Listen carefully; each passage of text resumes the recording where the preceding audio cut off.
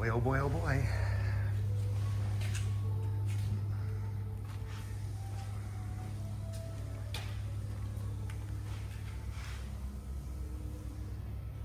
That's pretty nice.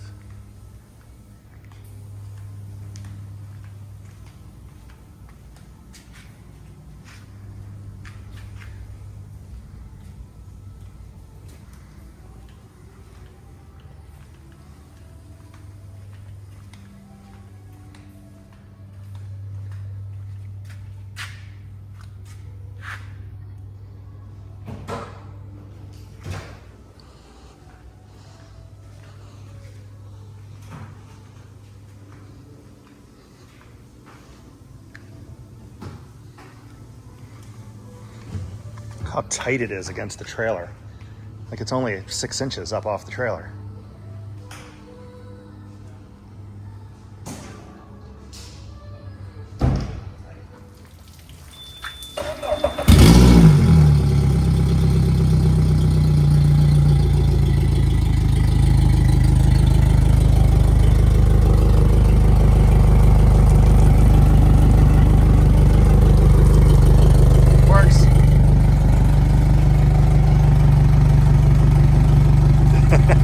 Maybe baptized into boat ownership.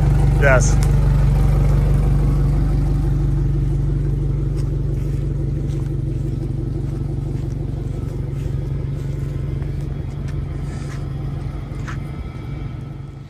We made it home and we're gonna start installing stuff. Nestled right in the corner of the driveway here. And this is where it'll sit for the rest of the week. So if you started following this channel for the boat videos, you're in for a treat, because first I'm going to give you a tour of the boat. This is, I guess I'll call this episode 2, because episode 1 we installed, or that was the first visit, right? So in this one you see the finished boat, and I'll give you a tour of the boat, and then we're going to lay out all of the stuff we're going to put on. We're going to put on 2 power poles that mount to the jack plate. We're going to put on a charger that has 3 banks. We'll swap out the battery that came with it with an Abyss. We'll put an Abyss in the center console as like a house battery, probably overkill, but I'm going to do it anyway. We have a 36 volt, I'm sorry, I said Abyss, I meant Odyssey. We're going to put an Odyssey battery, replace the starting battery with an Odyssey. We're going to put an Odyssey in the center console. Then we're going to put an Abyss 36 volt in the bow to run the trolling motor. Everything is power pole. We went with the Move, of course, the double poles, and the Charge, which is really interesting. I'll tell you all about it, the way it balances power between the 3 batteries. We have a deck gear stool that's not here yet, a pulling platform that has to be made. I have some ideas for some storage and some icebox usage. Oh, we're going to put in a washdown pump and a through hull so that we can have a washdown hose. I think that might be it. Let me show you the boat, and then we'll lay everything out. I'll show you that, and then we'll start a video series installing this stuff. It's going to be fun. I had this tongue made about 20 inches longer, so this is a pretty long brig. But I did that because we're going to be using a natural ramp, a limestone ramp in the Keys, and I need the extra length so my truck doesn't get wet. Also, the extra length is really amazing when towing, because I can see the entire boat in the camera system. It's far enough back, and it's a breeze to back up, because the longer it is, the easier. I'm going to do something to the front of this trailer. I can't remember. Oh, I have a spare tire that will mount right here. And then I'm going to change these things out because I hate them. I'll do the little oval shaped bolts. I also may move this boat back just a hair. It's got very little tongue weight as it is. But I can see a scenario where the tongue weight increases with the move up here. So I may move the boat back, and I have plenty of room to move the boat back because these bunks are hanging out about 8 inches. Something I really love about these Magic Tilt trailers is how close the boat sits to the frame. Look back here, it's 4 inches maybe from the frame. And what that means is that it starts to float really fast. I could have gone with tandem, but I decided not to, only 2 wheels, because in the Keys, maneuvering it under the house, all of the driveway is gravel. And when you have tandem, something always skids.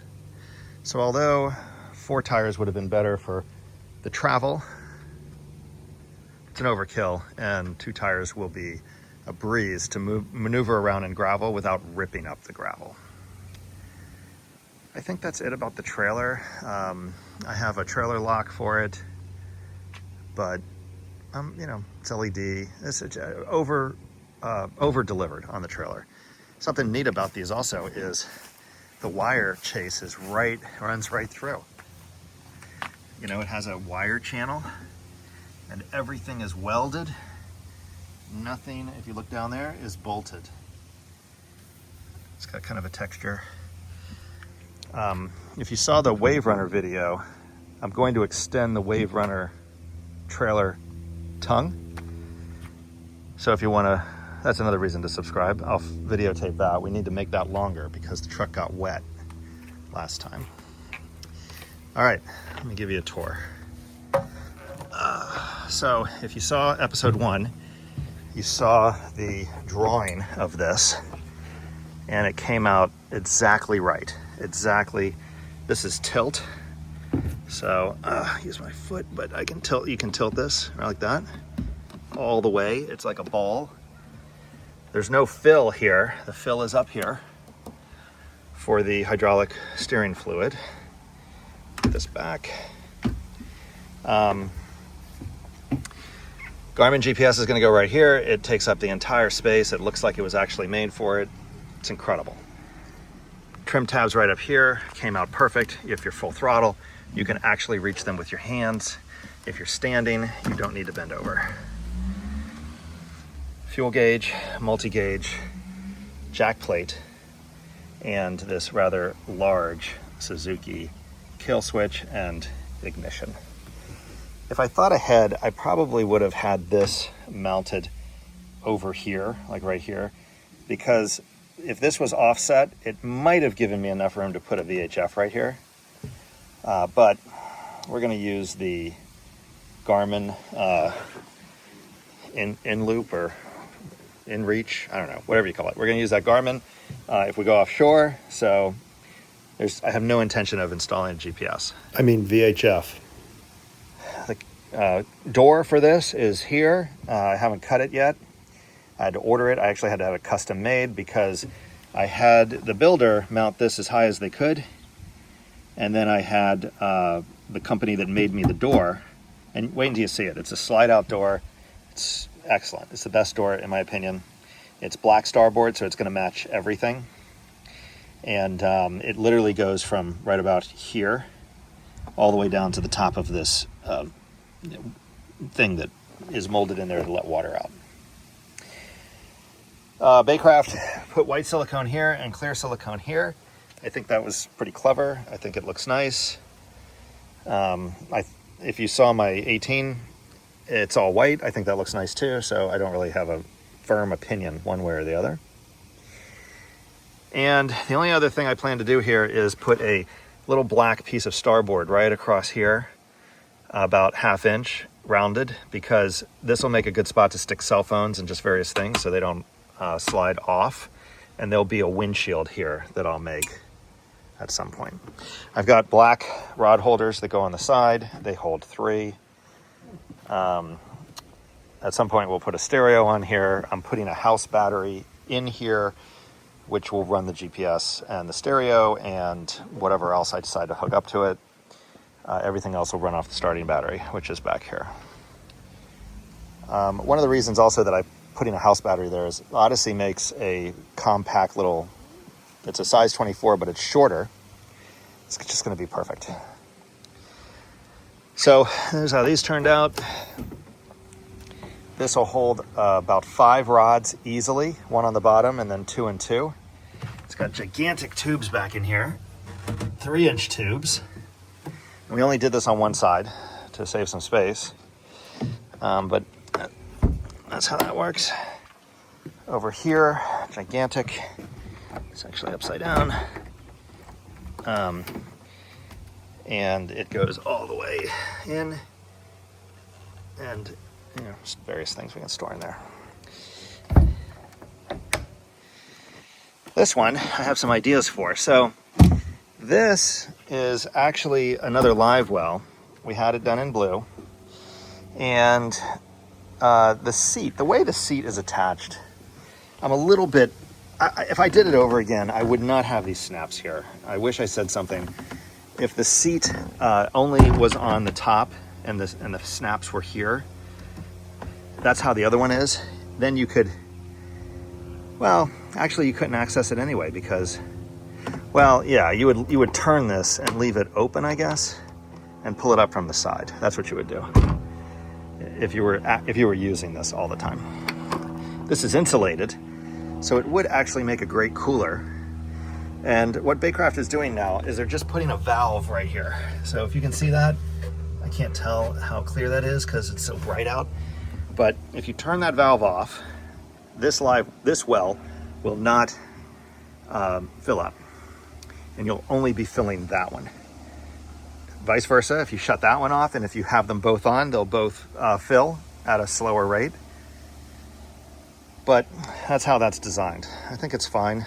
We only use one Livewell, and originally we thought maybe this would be the cooler, but I don't think this is going to be the cooler. I think that the seat will be on here. It'll be snapped. I don't really know yet, but I think that this might be a great place for a cooler. It's not insulated, but it's double walled. So we're just going to have to see. We're going to have to put ice in there and test it. But I have an idea for this locker, which is to put 2 rails right here, a rail here and a rail here, where a black piece of starboard, like a black starboard tray, would sit. And you could slide the tray back and forth. And what this will do is it'll enable you to put sandwiches or snacks that you want to keep cool in the tray. And then you can slide the tray back and forth to get to the drinks, which would be buried in ice. And it would be water unless you left it open, in which case it would just drain. But it's in an awesome location, easy to get to, and I think this could make a great cooler. I've showed you these two. Next up is this one, and you can see the mile of space that's in here. The Abyss will sit right on that shelf. These are the tubes for the rods, and it's very smart to not put the tubes in over here, because this way we pick up all this storage over here. There's access right up through there. I know the shadow is causing this to be hard to see, but there's access right up through there to get the wires from the trolling motor, which will mount up here. I'll get to that in a minute. Trolling motor to the Abyss, and then from the Abyss all the way over to the center console is going to be tricky. I'm either going to be able to go across here where the fuel fill is, across and in, or I'm going to try that first. I have a vacuum technique for this, which you might find interesting. You basically, you take a vacuum cleaner and you stick the shop vac right here and turn it on. Then you take your snake with a piece of string or ribbon attached to the end of it, and you shove your snake right in here as close as you can get it to there. But the whole time the vacuum is sucking the ribbon. So all you have to do is be close. And once you get the ribbon, well, then you know that you're able to pull back through something thicker. And then once I'm in here, I believe that I can just snake forward and I would come out right up here. Or worst case scenario, because this is all one piece, like this, you can't get under here. worst case scenario, I cut an access right here, and then I'm able to run it up in between the liner and the gunnel to get the wires up. Like I said, the sure bet is to just go down, under, around, and then all the way up through there. And I don't know how long the cable is or how long the cable can be for the charger to the trolling motor battery. So we're just gonna have to feel that out together. So let's keep going forward. Of course, this drains.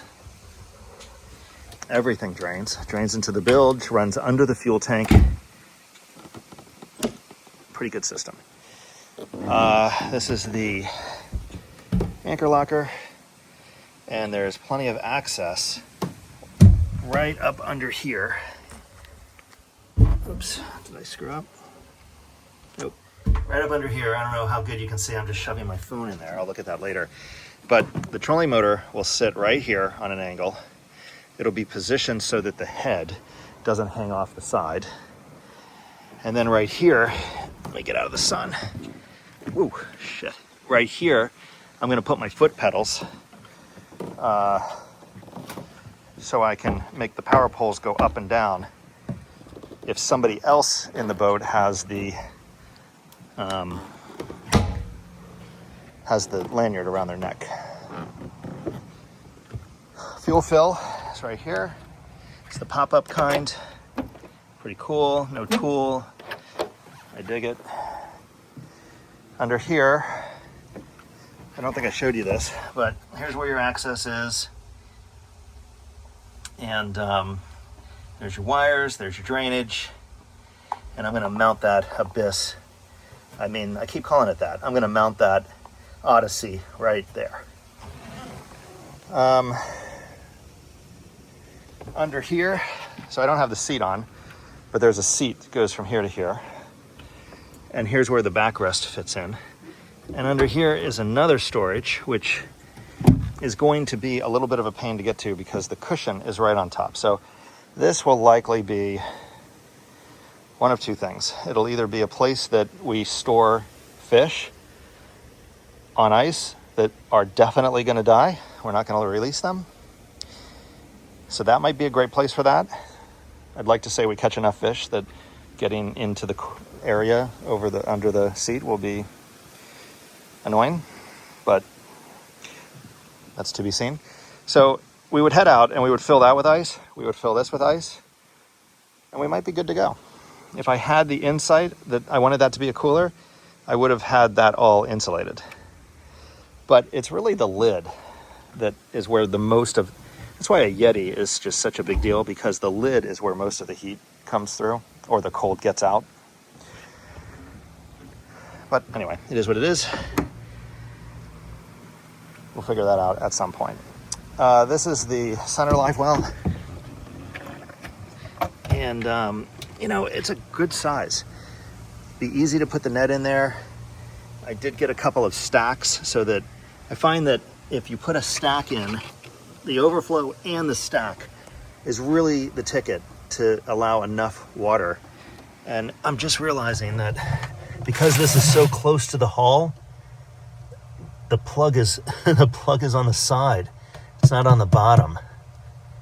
So I'm not going to be able to put a stack in here unless I put a elbow, unless I come out with an elbow. I could probably do that. But I didn't realize it was the little one. So I think I'll do that because that thing is never enough. When this is on full blast, it's never enough. It doesn't keep up. If it gets clogged with weeds, it's never enough. So that's what I'll do. I'll put a thing in there. I might have to put a little bracket, but anyway. It's funny the stuff you see once you get it home. Over here, great big locker, and in here you can plumb this. I could plumb this for a live well, a release well, but I'm not going to. I find that there's really just too much weight on the side. But what I will use it for is the cutting board, probably a little cut bait cooler. I'll use it for stuff like that. over here, and I need to deal with these wires. I'll show you that in a minute. But over here is the battery I'm going to replace. The jack, what do you call it, will be right here. The power pole pump will be right here. I'm not sure what else I'm going to put in here, but I am going to run a house panel so that if I want to attach anything that's going to run continuously, I can always do that. But complete access to the bilge, and when I put the through hole in for the washdown pump, I think I'll just put it right in front of the bait well pump, and I might mount it a little bit high. I don't know yet. I do have strainers for these. I'm definitely going to put a strainer on the washdown pump. I don't know if I'm going to put a strainer on the Livewell pump. I'll just have to decide when I get in there and start. I did buy 2 strainers. And I'm going to glue the transducer in here. And I'm going to glue the transducer all the way down in the middle, right in front of the bilge. Right in front of that bunch of wire. Right in there, I'll glue in the transducer. And if it works, great. If it doesn't work, I can always pull it up and put it on the transom. This is something I have to deal with because you can't close this. And so what I'm going to do is I'm going to clamshell vent this over here like this. I'm going to put a clamshell right on top of that going this way, so this will sit. I've got to hold this here to see how much of it I need and hold it, and then get somebody to turn the motor and raise and lower the jack plate so I can make sure that I'm not going to have any kinks. But I don't see another scenario other than to put a clamshell on top of this so it pushes it down like that, and the edge of the clamshell would be basically right here to hold these over far enough so you can open and close this door whenever you want, because right now it hits this. He doesn't put it here. Baycraft doesn't mount it here because when you tilt the motor, it's just too much. I don't know. I would like to see it here, especially if it was a waterproof one. I really think you could get away with putting it here because there's all this space. You know, this can come way more like this, and this could lean against it. I just, I have to trust that they did what's best. But it just seems like this would be, I don't know. This is a problem though, but I'm gonna fix it. Okay, let's look at the jack plate. All right, so this is an Atlas 6-inch jack plate. It's a 150 Suzuki. I did spend a lot of time, I'll tell you about that in a minute. I spent a lot of time talking to Suzuki. Here is where the power poles mount. There's this gigantic wing thing that goes in here, and the power poles, one sits here and the other one sits on the other side. So we'll be installing that, and the hoses would literally just come right up and go and join this, the hydraulic hoses.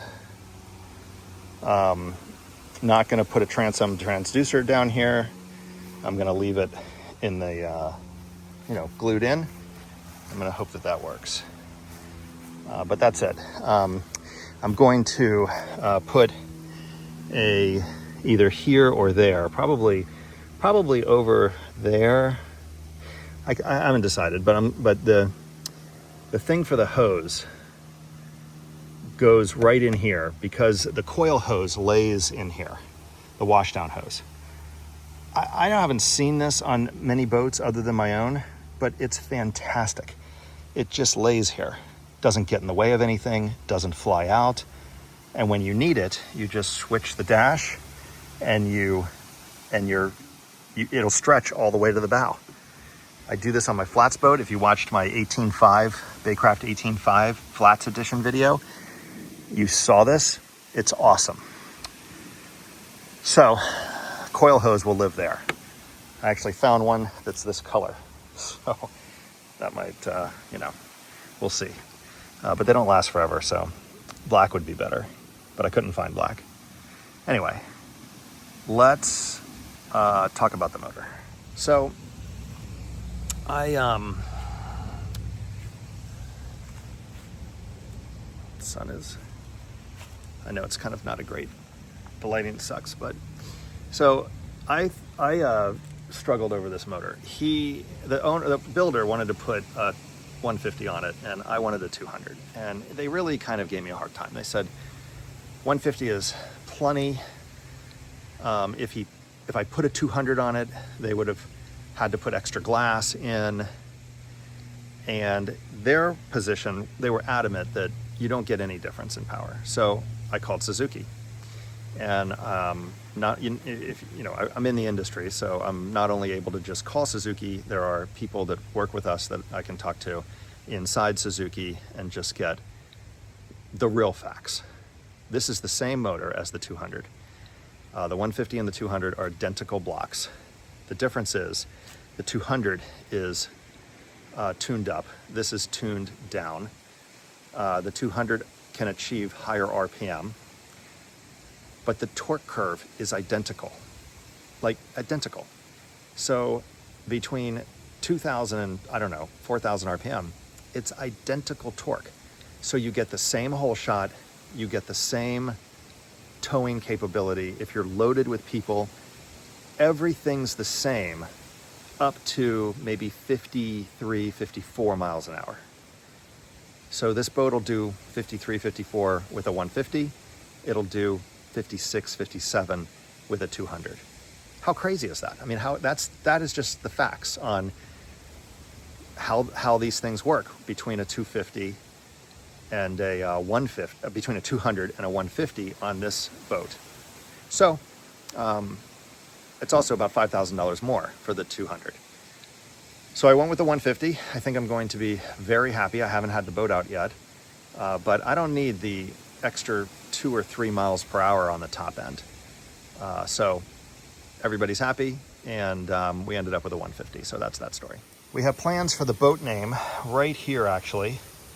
So this may have to go away. The boat name will be One Life. My wife named the boat because you only get one life. So buy the ticket, spend the money, and we think One Life will be right here in the same type of bubble lettering.